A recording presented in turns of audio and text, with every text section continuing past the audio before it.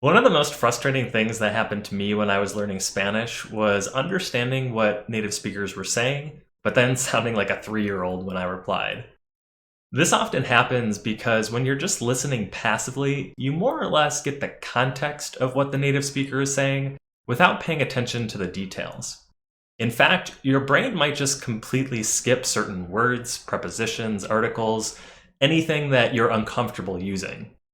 Today, we're going to do an exercise that forces your brain to pay attention to those details while we tackle something that will make you sound much more natural. The way it works is as follows. I'm going to tell you a story. After each sentence, I'm going to pause and ask you to repeat the sentence out loud, word for word. Don't worry if you can't repeat it exactly, as I will give you a couple tries for each one. If there are still parts that you can't remember, that's normal. In fact, that's actually a good thing, because it means you might have discovered a blind spot. In that case, I would write down the sentence that gave you trouble and see if you can look it up later. Of course, you can always leave a comment below, and I'd be happy to clear up any confusion. We'll use this exercise to improve our mastery of words like someone, anyone, or nobody. Let's give it a try. The other day, I was talking to someone about something important to me: ramen.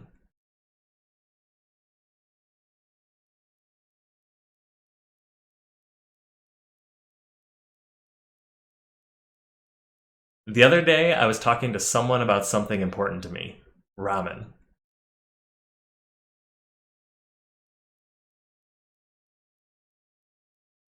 The other day, I was talking to someone about something important to me: ramen. Someone is the word we use when you're referring to a non-specific person that you aren't going to name, or maybe you don't know their name.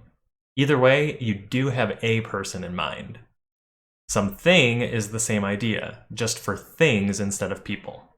When I said I was talking to someone, I was thinking about a friend.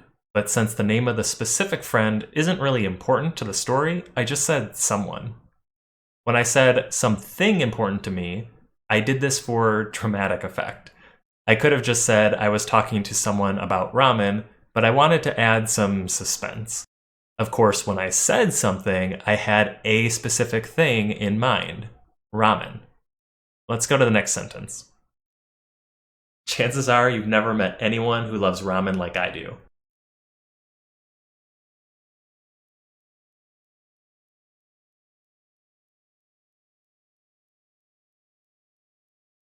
Chances are you've never met anyone who loves ramen like I do.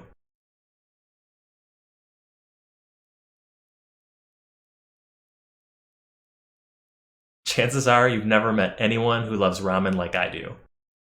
Anyone is the word we use when we don't have a specific person in mind, and we might not even be sure that one exists. That means that anyone is usually used in negative sentences or questions, as opposed to someone that we'd more commonly use in positive sentences. For example, I met someone really cool yesterday. This means that I do have a specific person in mind, maybe a new friend. On the other hand, I don't know anyone who is cool is a negative sentence and implies that there are literally 0 people that I know that are cool. That said, someone or something can still be used in questions, such as, do you want something to eat? This implies that I have a specific thing or group of things I can offer you. Maybe a sandwich, for example. Conversely, if I say, is there anything to eat? Then we're implying that I don't care what you have. I'd eat a pizza, a sandwich, a cookie, whatever. I'm so hungry that I will eat anything. As you can see, the biggest difference here is whether or not you have a specific thing, person, or place in mind. If you do, use someone, something, or somewhere. If you don't, use anyone, anything, or anywhere. Next sentence. There are 4 types of ramen, and I would eat any one of them any day of the week.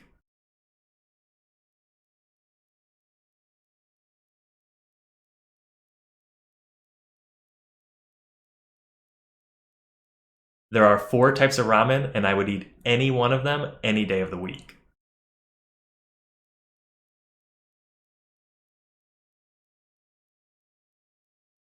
There are 4 types of ramen, and I would eat any one of them any day of the week. This might be confusing, and is probably confusing for native speakers as well.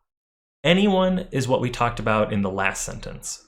It's a word we use to describe a non-specific person or a potential lack of a specific person. Any one, which is often followed by of, refers to one specific member of a group. When I said I would eat any one of them, I mean that there are 4 types of ramen, and I would eat type number 1, number 2, number 3, or number 4. It doesn't matter which one, I would eat any one of them. Next sentence. Unfortunately, my wife doesn't like it, so I usually have nobody to eat it with.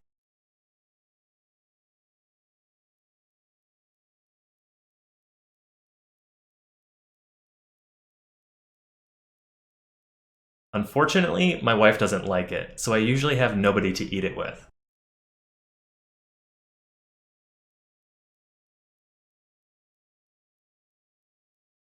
Unfortunately, my wife doesn't like it, so I usually have nobody to eat it with. In this case, we can't say anyone, because anyone implies that there might be a person. We're just not sure. What I'm saying is that there is no person that I can eat ramen with. It's not a question. I know for a fact there is no person. Some examples: I have nobody to talk to. It's a simple, sad fact. There is no person. Do you know anyone I can talk to? I think there might be a person, but I'm not sure. On to the next one. I either need to eat it by myself or ask if there's anybody at work who will meet me somewhere for lunch.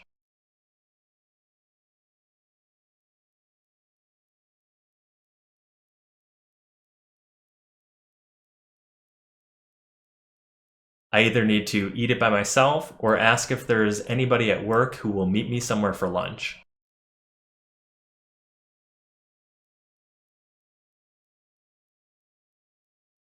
I either need to eat it by myself or ask if there's anybody at work who will meet me somewhere for lunch. Anybody is the same thing as anyone, and they can be used interchangeably. I used it here because I'm saying that I have to check if a person even exists that wants to eat ramen with me. I don't care who it is, and I don't have a person in mind, but I want to see if there is one. As mentioned before, somewhere is just like someone or something, just for places. Meet me somewhere for lunch means that I have a type of place in mind or a location in mind, a ramen restaurant in Chicago, for example, but I don't necessarily care which one. Saying meet me anywhere for lunch sounds a little strange since it adds more of a feeling like I have nothing in mind or I'm not sure there is a place. On the other hand, if you said, I don't want to meet you anywhere, that sounds good, because now we're saying I don't have a place in mind because I just don't want to go with you. It doesn't matter where. Let's keep going. The good news is, whether I'm alone or with a friend, Chicago has a ton of ramen restaurants, so there's always something new to try.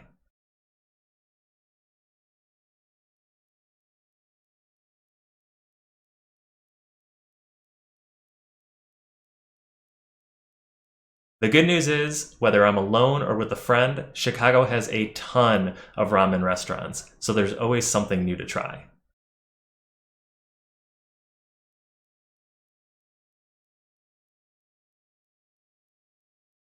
The good news is, whether I'm alone or with a friend, Chicago has a ton of ramen restaurants, so there's always something new to try.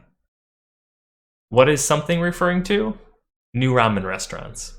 I don't care which one, but I do care that they're ramen restaurants.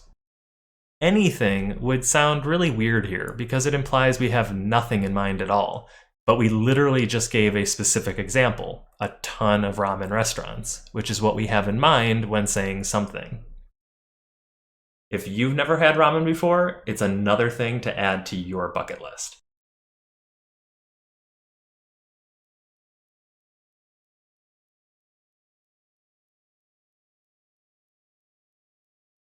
If you've never had ramen before, it's another thing to add to your bucket list.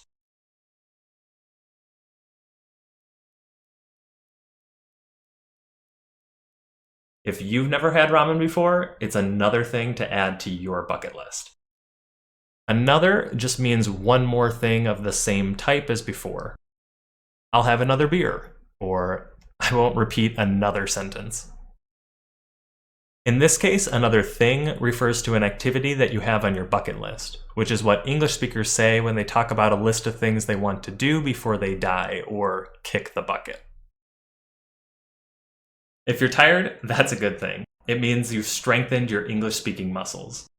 Right now, it's time for a break, but I encourage you to come back and watch the video again tomorrow.